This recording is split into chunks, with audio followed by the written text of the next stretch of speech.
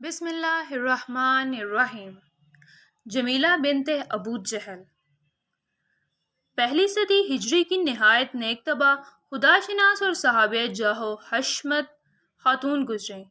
قریش کے سردار اور اسلام دشمن ابو جہل کی بیٹی ہوتے ہوئے بھی اسلام کی سچی پیروکار اور سرکار علیہ السلام کی ناموس پر جان چھڑکنے والی صحابیہ ہوئیں۔ ان کے بھائی حضرت اکرمہ رضی اللہ تعالیٰ عنہ بھی اسلام لائے اور اسلام کے عظیم جرنیلوں میں ان کا شمار ہوتا ہے۔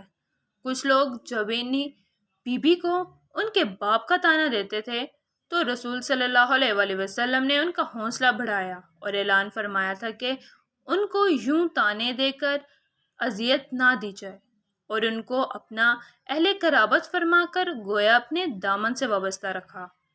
ان کے شوہر بیان کرتے ہیں کہ رسول اللہ صلی اللہ علیہ وآلہ وسلم ایک بار ان کے پاس سے گزرے تو ان سے پینے کو پانی طلب فرمایا، تو ان بیوی نے سرکار کو پانی پیش کرنے کی سعادت حاصل کی۔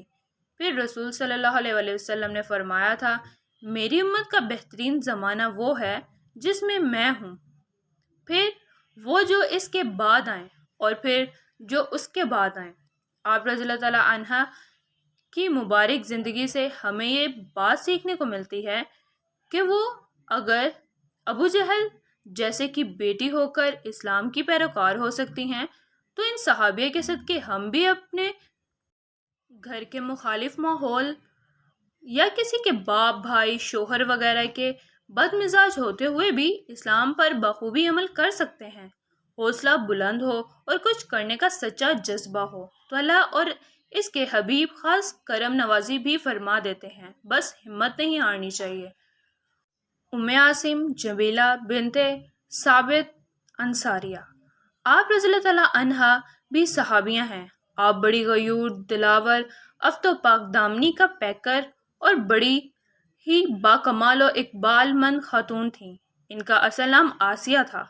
رسول اللہ صلی اللہ علیہ وآلہ وسلم آپ کے اسلام قبول کرنے کے بعد نام بدل کر جمیلہ رکھا تھا۔ خلیفہ دوم امیر المومنین سیدنا عمر فاروق رضی اللہ تعالیٰ عنہ کی زوجہ اور حضرت عاصم بن ثابت رضی اللہ تعالیٰ عنہ کی بہن تھیں۔